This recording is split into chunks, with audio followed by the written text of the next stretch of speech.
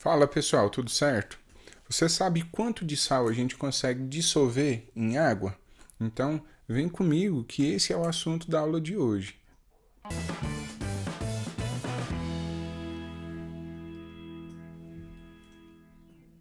E aí pessoal, tudo na paz? Eu sou Elon e hoje a gente vai falar sobre solubilidade. Mas antes de começar, já sabe, dê o like, se inscreva no canal e ative ali o sininho das notificações. Então bora lá. Vou aqui para o cantinho. Você já percebeu que quando a onda do mar vem em direção à praia, quando a onda tá para quebrar, ela começa a arrastar um monte de areia. E depois, quando ela chega lá em cima na praia, a água começa a retornar bem lentamente de volta para o mar. E a água do mar tem sal e ali nessa mistura, né, tá cheio de areia, como nessa imagem aí, ó. E depois, quando a água retorna, a água com o sal volta para o mar e a areia fica ali na praia. Você sabe por que que isso acontece? Por que que a areia se separa da água e o sal da água do mar não se separa?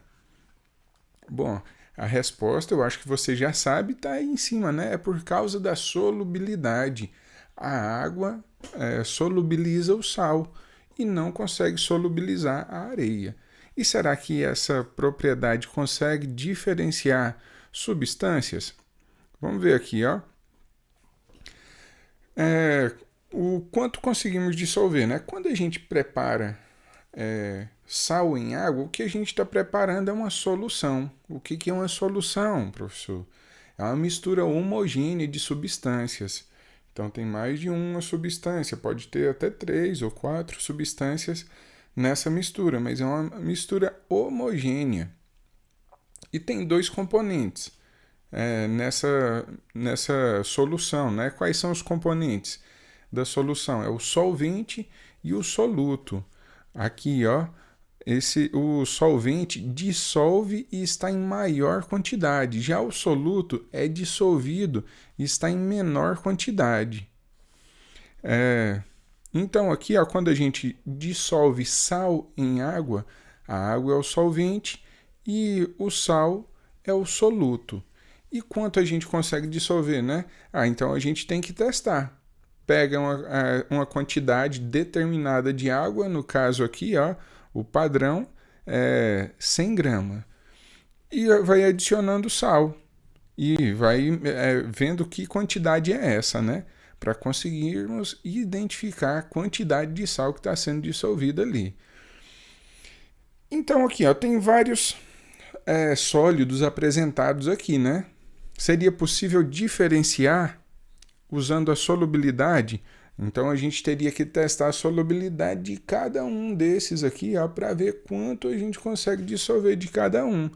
E aí a gente percebe que desse primeiro aqui, ó, a gente consegue dissolver 179 gramas desse sólido aqui, ó, em água. E é o açúcar. E do sal, né, a gente consegue dissolver 36 gramas desse sal em água.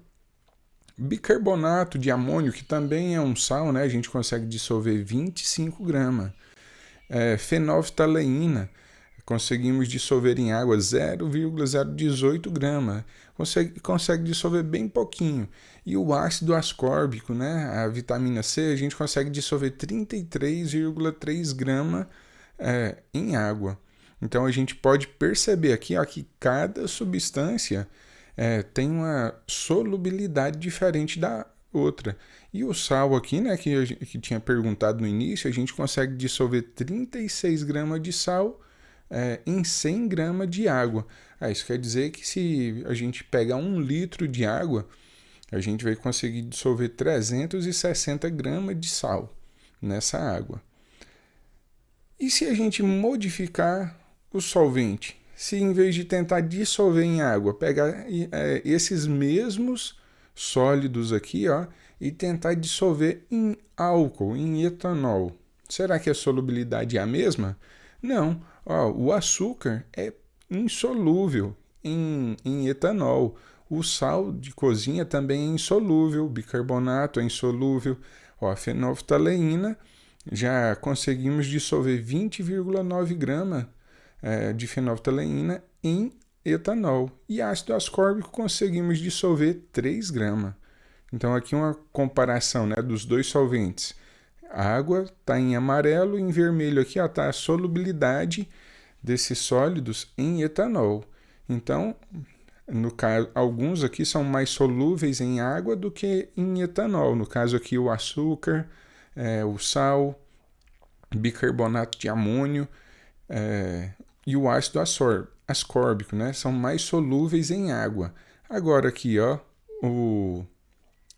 a fenolftaleína é muito mais solúvel em etanol do que em água. Então vimos aqui que o solvente vai influenciar na solubilidade. Dependendo do solvente, né,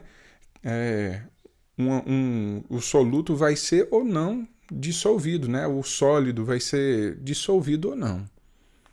Então aqui, será que mais alguma coisa influencia na solubilidade?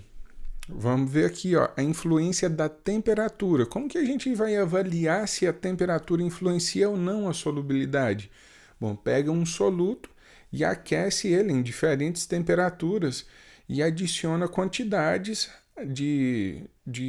do sólido, né, até começar a notar a formação de um precipitado. O que é isso? Precipitado, quando atinge a quantidade máxima ali de sólido que consegue dissolver, adiciona um pouquinho a mais desse sólido e ele não vai ser dissolvido, ele vai para o fundo do recipiente. Então a gente sabe que atingiu o coeficiente de solubilidade, é a quantidade máxima que consegue dissolver. Vejamos aqui, ó, em 20 graus Celsius consegue dissolver 37,2 gramas desse sal, que é o cloreto de amônio. Então vamos fazer assim, ó, vamos construir um gráfico com esses dados da tabela. 20 graus Celsius está aqui no eixo X. A gente vai subir, vou ir marcando aqui, ó, até chegar em 37,2. Então vamos ver aqui, ó.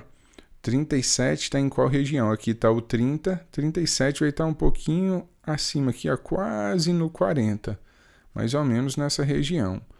E aí vamos marcando aqui, ó, vou marcar, subindo, 30, quando chegar ali próximo do 37 a gente para. Agora aqui no 37 a gente vai marcando até chegar no 20. Chegou, vamos fazer um pontinho aqui, ó. Depois 40 graus. Em 40 graus, vamos subir aqui, ó, consegue dissolver uma quantidade de 45,8 gramas. 45 está onde? Está aqui entre o 40 e o 50. Aqui na metade. Vou riscar aqui, ó. Aí, então, nessa região, eles se encontram. Vou marcar esse ponto aqui. Agora, 60 graus. De 60 graus a 60 graus, conseguimos solubilizar 55,2 gramas de cloreto de amônio. 55 está aqui também no meio, entre os 50 e os 60. E aí, caminhamos aqui onde se encontra, marcamos esse ponto.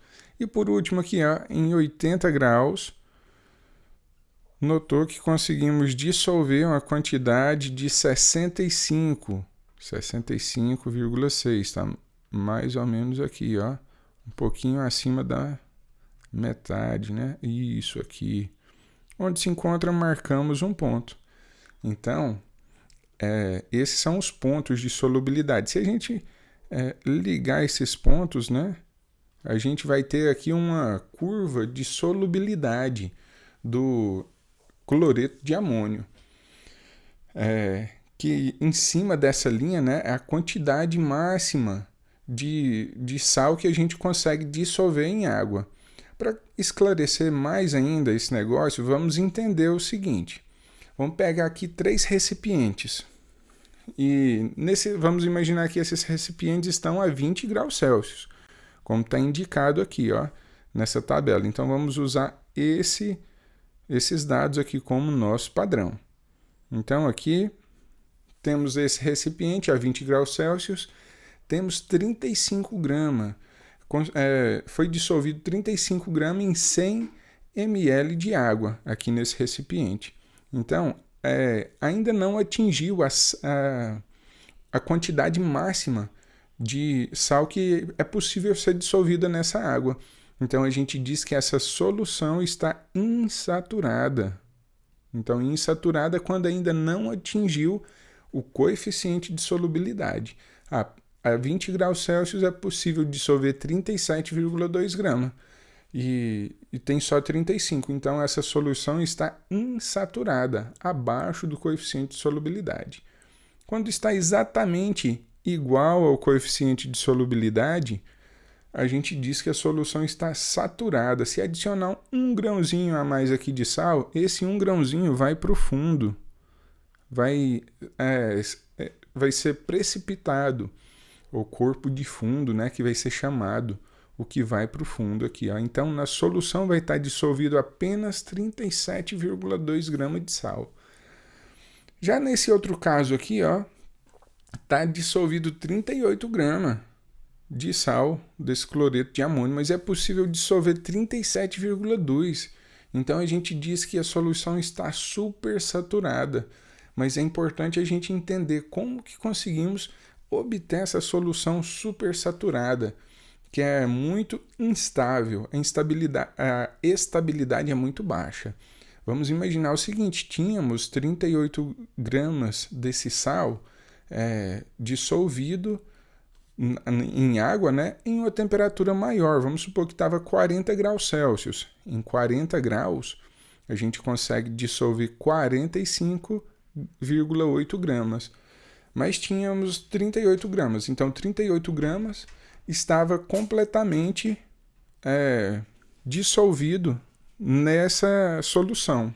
Só que ao resfriar a temperatura, né, de 40 graus para 20 graus, bem lentamente, então não formou precipitado. Então a quantidade de sal aqui ficou a mais a quantidade máxima que é capaz de se dissolver nessa solução.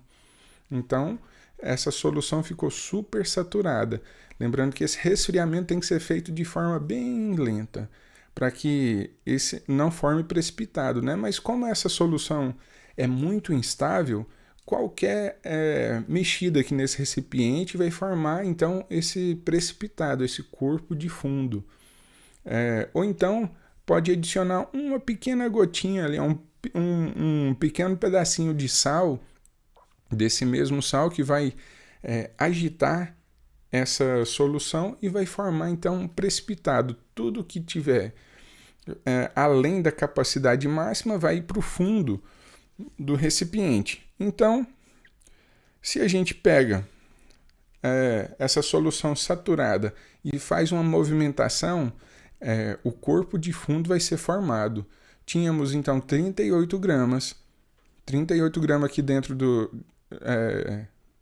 recipiente. Se formou corpo de fundo, então agora essa nova solução é saturada, só que tem precipitado junto, que é essa parte aqui no fundo. Aí, qual é a quantidade de precipitado vai ser formado?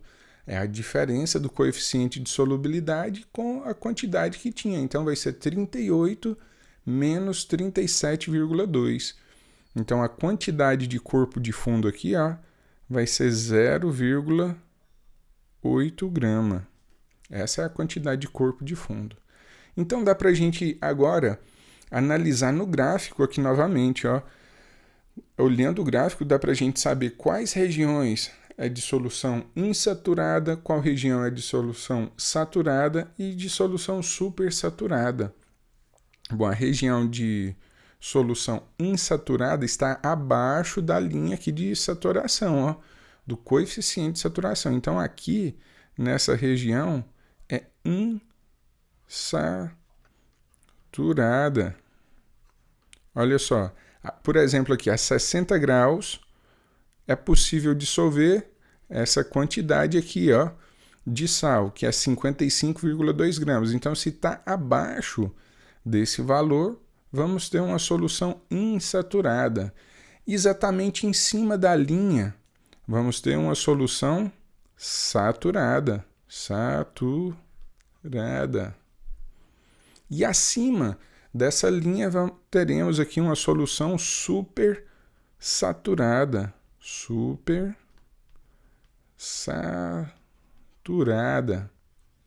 Tranquilo? Então, prosseguindo aqui, ó, é comum apresentar, né, esse tipo de gráfico aqui, ó, com várias linhas ao mesmo tempo, né? Cada uma dessas linhas é a curva de solubilidade para uma substância, mostrando aqui, ó, como a solubilidade é influenciada pela temperatura. No caso aqui, ó, a maioria desses sais apresentados aqui, dessas substâncias, aumenta a solubilidade com o aumento da temperatura. Mas isso não é sempre que acontece. Existem soluções que, com o aumento da temperatura, vai diminuir a solubilidade, como é o caso aqui, ó, do sulfato de sério. Ao aumentar a temperatura, olha ali, ó, na região entre 0 graus até 30 graus, é bem nítido que ao aumentar a temperatura, a solubilidade está diminuindo. Então, não é sempre que aumenta a temperatura e aumenta a solubilidade. Então, já podemos falar o que é solubilidade, você já entendeu o que é esse negócio. Então, vamos colocar em palavras aqui, ó. Solubilidade é o que? A quantidade máxima de uma substância que se dissolve em 100 gramas de um solvente específico, a determinada temperatura. Então, note o seguinte, o solvente é importante na hora de determinar a solubilidade. O que mais é importante? A temperatura na hora de determinar a solubilidade. Prosseguindo aqui, ó, vamos fazer uma questão do PAS de 2012. Aqui, ó, PAS 1 de 2012. Vamos ler aqui, ó. Eu fiz um recorte do texto, né? Pegando a parte que nos interessa aqui, ó. Diz o seguinte no texto: na agroindústria da cana-de-açúcar, o principal açúcar obtido para evaporação do caldo de cana é a sacarose, um sólido branco cuja fórmula é C12H22O11. Em 100 ml de água a 15 graus Celsius, a solubilidade da sacarose é de no máximo 197 gramas. Então já vou marcar isso aqui, ó. A 15 graus Celsius a gente consegue dissolver 197 gramas de sacarose, né? E a 100 graus Celsius é no máximo 487 gramas.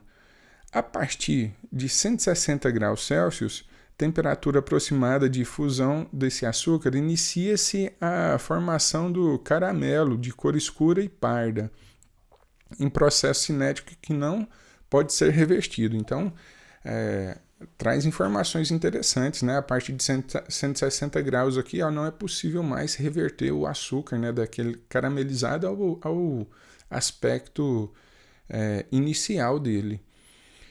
E aqui mostrou a solubilidade em 15 graus Celsius de açúcar em água e a solubilidade em 100 graus Celsius. Então vamos ler aqui o item, que é para julgar se está certo ou errado, o item 61. Então diz o seguinte: considere que 420 gramas de sacarose sejam dissolvidos em 100 ml de água fervente e que a seguir o sistema seja resfriado até a temperatura de 15 graus. Nesse caso, ocorrerá a deposição de massa de açúcar cristalizado superior à metade da massa inicialmente dissolvida. Então vamos ver se isso é verdade, né? Ao final, ali ele está perguntando, ocorrerá a deposição de massa de açúcar cristalizado superior à metade da massa inicialmente dissolvida? Vamos ver aqui, ó, quanto que vai ser depositado. Vou ampliar aqui, ó, e anotar aqui do lado a 15 graus, vou mudar aqui a cor da caneta. Então, em 15 graus, é possível dissolver quanto? 197 gramas. E em 100 graus, o texto está dizendo ali, ó, que é possível dissolver 487 gramas. E está dizendo o seguinte, ó, considere que 420 gramas de sacarose sejam dissolvidas em 100 ml de água. Água fervente, né? Então, a água fervente está em qual temperatura? Se estiver ao nível do mar, está a 100 graus, né? Então, vamos assumir isso. Está a 100 graus a água, então a gente consegue dissolver 487, mas está dizendo que dissolveu 420. Então, 420 gramas de sacarose em água fervente vai formar uma solução insaturada, vai ser completamente dissolvido esse açúcar. E depois vai resfriar essa solução até 15 graus Celsius. E só que em 15 graus Celsius é possível dissolver somente 197 gramas. Então, quanto que vai formar de precipitado? A gente vai fazer 420, melhorar aqui, 420 menos 197 para saber quanto formou de precipitado. Vamos pegar um emprestado aqui, vai ficar 3, aqui vai ficar 1, pega mais um emprestado, dá 2, e vai ficar 223 gramas que foi precipitado. Então, ele está dizendo o seguinte, ó, nesse caso ocorrerá a deposição de massa de açúcar cristalizado superior à metade da massa inicialmente dissolvida. Bom, a massa dissolvida foi 420 gramas no início. A metade disso, a metade de 420, 210 gramas. O que foi precipitado é superior à metade dessa massa inicialmente dissolvida? Sim, então esse item está correto, está certo esse item. E uma observação, pessoal, não é só no PAIS 1 que cai questões de solubilidade. Olha só essa questão aqui, ó, do PAIS 2. Não vou resolver ela agora. Você tem interesse que eu resolva aqui depois em outro vídeo? Marque aqui nos comentários, diz aí. E para finalizar essa aula, né, eu vou deixar essa pergunta. Ó. É possível dissolver gás em líquido? Será que é possível? Observem essa figura aqui, ó, e vou encerrar com essa figura aqui. Vocês pensem aí e digam aqui, é possível dissolver gás em líquido? E na próxima aula vamos discutir sobre isso. E eu fico por aqui. Relembrando, né, hoje vimos então o que é solubilidade e aspectos que influenciam nessa solubilidade. Quais são? Temperatura, o solvente também influencia na solubilidade, né? Se gostou do vídeo, não esqueça de deixar o seu like, se inscreva no canal e ative ali o sininho das notificações. E eu te agradeço muito pela sua atenção. Eu fico por aqui e até mais. Tchau!